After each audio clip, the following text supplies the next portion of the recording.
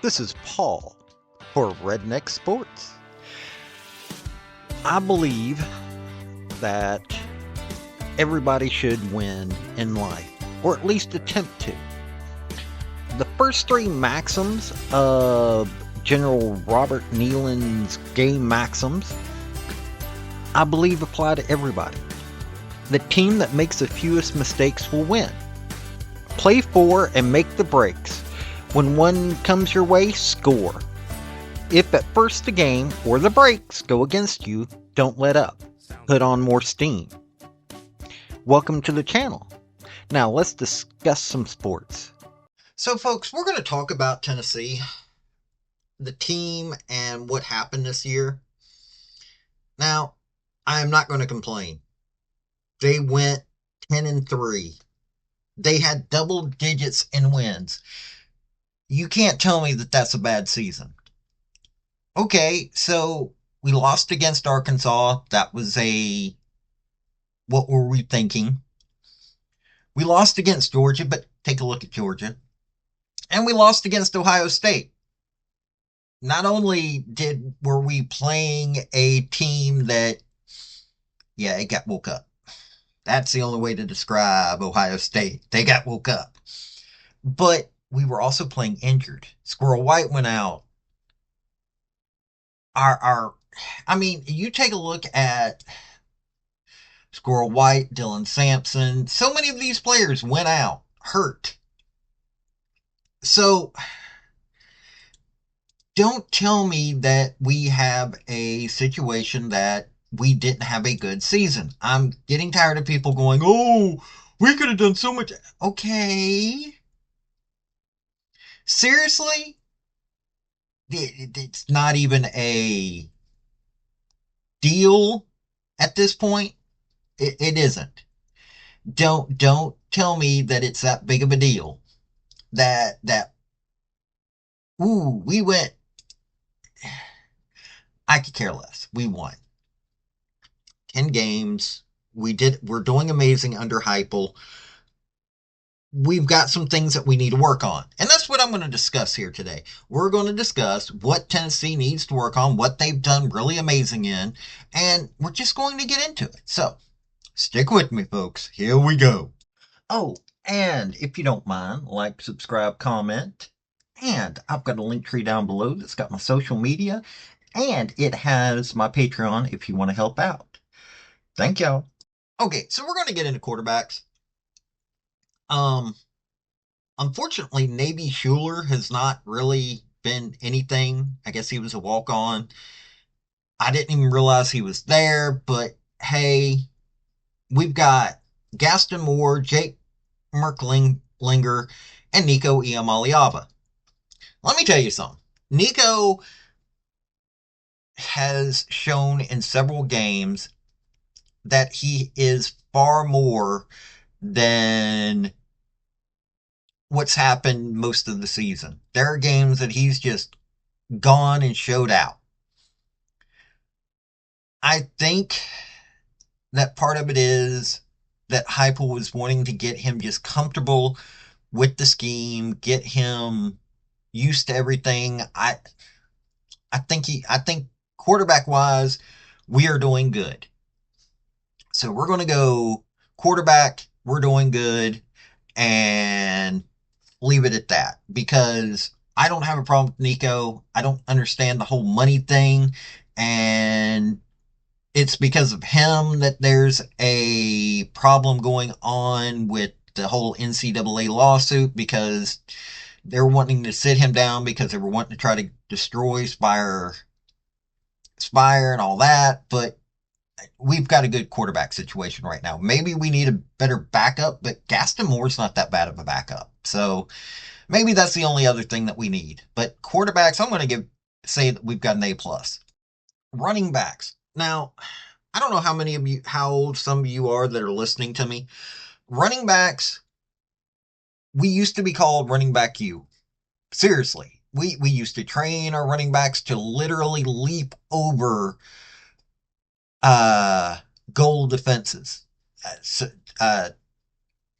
That we had, and we've got a decent situation.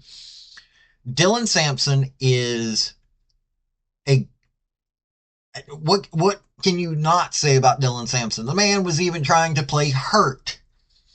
256 rushes, 1,485 yards, 22 touchdowns, 123.8 yards per game, averages like 5.8 per carry, along a 56. What can you not say about Dylan Sampson?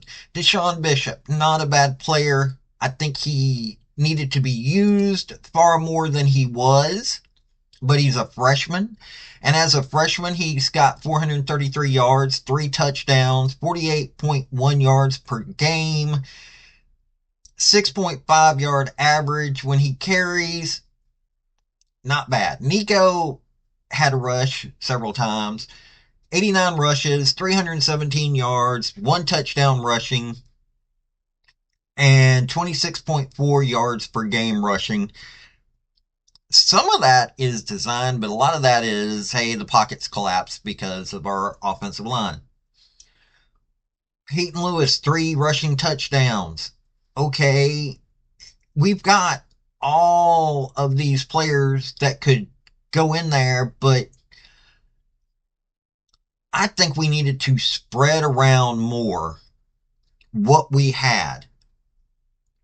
I really do. I think that we should have spread it around a little bit more. That's the only complaint I've got. I think Dylan Sampson still could have gotten his yards. I just think that, switch it up a little bit here and there. That's the only complaint I got about running backs. As for our receiving core, hey, Brew McCoy, Squirrel White, Dante Thornton, Chris Brazzell, we had some good ones in there. Chaz Nimrod, I'm sad to see him go. But overall, when it came to big games, because most of the stats for our receivers came not in the games that we needed them to have them. They came in games that were pretty much gimme games. We need receivers that can step up in the big games, like what we just had versus Ohio State. Our receiving coach needs to get on the ball, or we need a new one. End of story. I'm going to say that we've got like a C when it comes to receivers, where quarterback's an A plus, running back is an A minus. The reason A minus is because we should have been developing some of the other guys more. But receivers, C, I would say C minus in that range, because really, just really, that's the only thing I can say about that. We did not have that good of a receiving core. We need to train them better. Whole lot of things we need to do better when it comes to wide receivers and other positions that receive the football. That was just sad. We had a few good ones, but like Squirrel White, I would have liked to have seen Squirrel White get more looks, far more looks. Brew McCoy, he did pretty decent. Brazel was not bad. Miles Kitzelman, seriously, like Chaz Nimrod should have. I just, we need better to do better when it comes to wide receivers. End of story. A little talked about part, unless they're doing really badly, are special teams. Max Gilbert did an amazing job. He was 8 and 9 in the 30 to 39 yard range, 40 to 49 yard range, 4 of 6, 50 plus 3 of 6, 20 29 4 4, had no kicks in the 0 to 19 yard, had long at 52. He's got like a 76% kicking efficiency average. He's a good kicker. Our receiving team and our receiving defense team, they've done good jobs. I'm not even sure if anybody was even able to run a touchdown in from a kickoff reception. You can't say anything bad about them. That means they're an A. I'm not saying that they were amazing to be able to give them an A plus, but we didn't think about them. So that makes it an A right there. We didn't think about them because they're that good. And Gilbert as a kicker, that good. So special teams, hey folks, we had a special teams that no big deal. So A. Our O line. Okay. I know I doubt very seriously anybody from the University of Tennessee football team is going to listen to this. Our O line,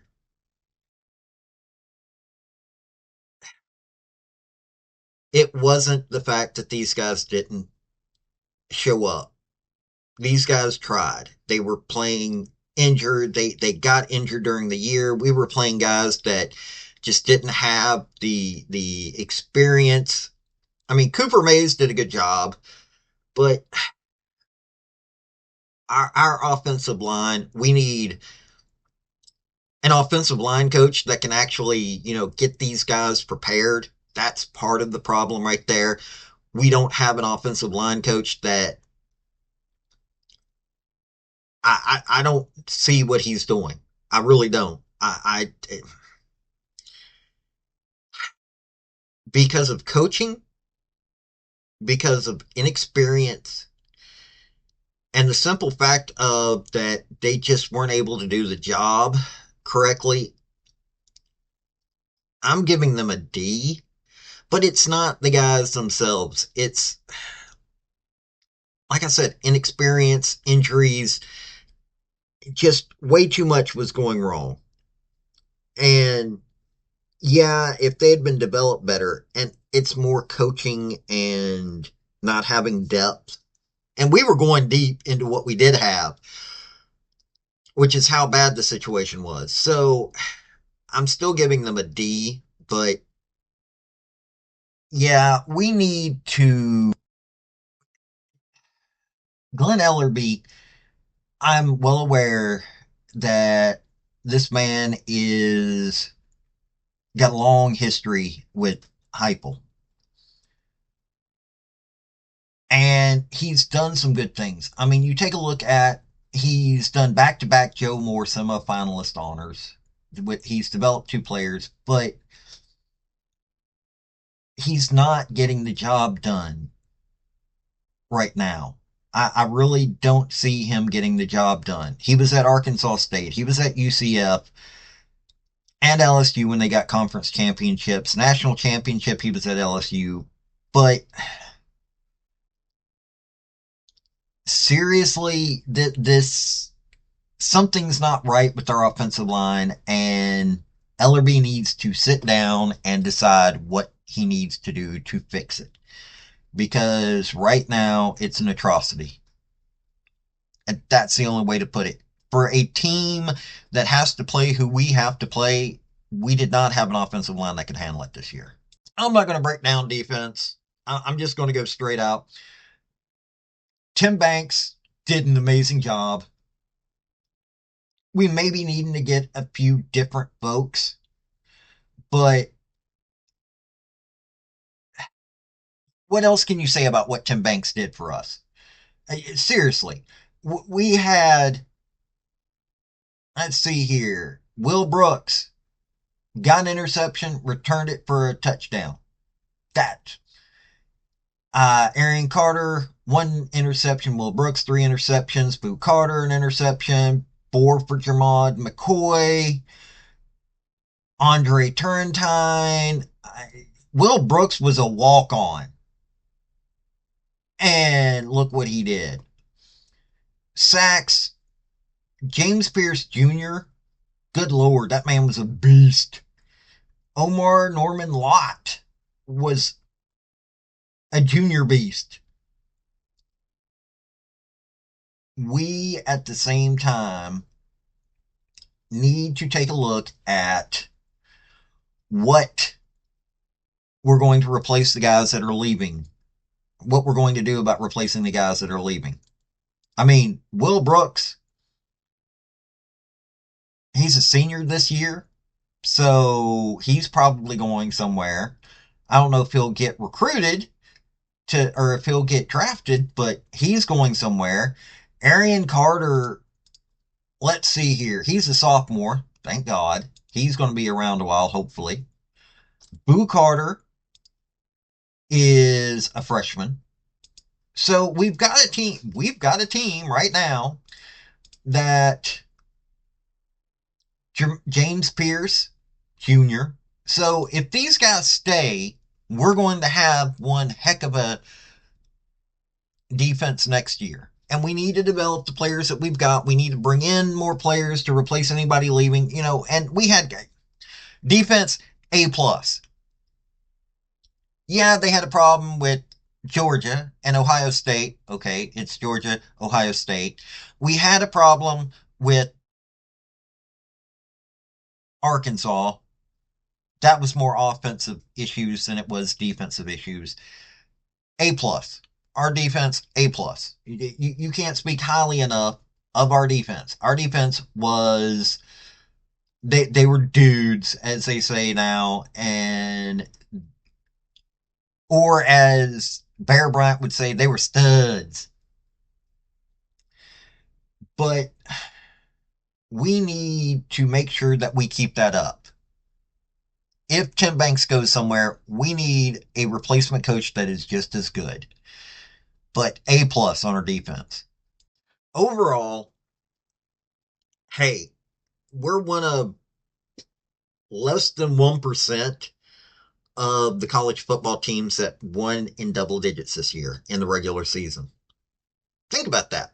Clemson cannot say that. Clemson was at 9-3 when they made it to the conference championship. That's the only reason they're in double digit wins. You've got, for the SEC, you've got three teams: Tennessee, Georgia, and Texas. Those are the only three teams that had double digit wins this year in the SEC. Yeah, we beat each other up all the time. There were four in the Big Ten. There were two in the ACC, maybe. What we need to do is just fix a few problems. I am well aware that, oh, what we did. Look what Heupel's got us to at this point. I don't have a problem in the world with University of Tennessee Volunteers. They need to fix a few things. We need to bring on the next generation of James Pierces. We need to make sure that Nico Iamaleava stays. We need a backup for Nico Iamaleava that is going to stick around and is almost as developed as he is. Gaston Moore is a good guy, but he's leaving. He's a senior. Uh, Navy Schuler is a senior. So he's probably leaving and probably going to go work with his dad. Jake Merklinker is a freshman. Maybe he needs to be, maybe that's the backup we need and get a couple more. Nico's considered a freshman. So Nico and Jake can stick around, hopefully. Dylan Sampson is a junior, so he will be here next year, but we can't put everything on that man's back. Seriously. Deshaun Bishop is a freshman. Here's a guy that you need to keep working with him. That man's just needing to be developed more. And you've got like Peyton Lewis, so develop them better.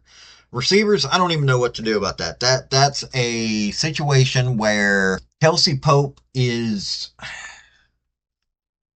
I don't know. The only three.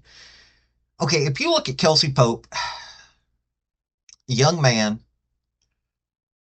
he was an offensive analyst before 2022. Then he got put into wide receivers. He was at Gardner Webb as pass game coordinator, wide receivers for Tennessee Tech, assistant wide receivers coach at Shorter University, that's in Georgia, and running backs coach at Ohio Northern. And that started in 2017. Now, Hyatt, Tillman, Jones, and Keaton, Ramal Keaton, they've all gotten into the NFL, but there's something he needs to, I don't know. He needs to either pick up his game or we need to get rid of him. I hate to say it that way, but that's our wide receiver situation was atrocious this year. Maybe it was just a oopsie, but it needs fixed. Our offensive line, Ellerby needs to do something. Those are the only problems. Overall, team wise, I'd say we're sitting there at A minus, B plus, if you count in the mistakes that were done. We're still top tier.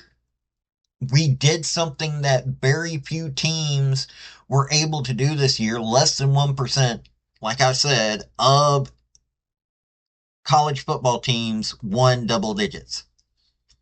So I don't have a problem with the University of Tennessee. I don't have a problem with direction. There are a couple of complaints I have, sure.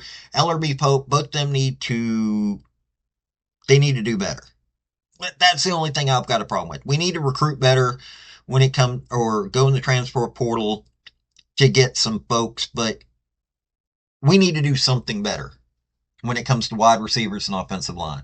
That's the only thing I've got to say about that. But this has been Paul with Redneck Sports. Y'all have a good day now. Bye. Thank you for watching this video. I've had some fairly good success with all of my Redneck Sports stuff, and I hope you enjoyed the topic. If you did, like, subscribe, comment, all that rigmarole, and also just let me know what you want to hear about. I'll give a redneck spin to this stuff. Let me tell you, I love sports, so I love people that want to join me in that. This has been Paul with Redneck Sports. Y'all have a good day now. Bye.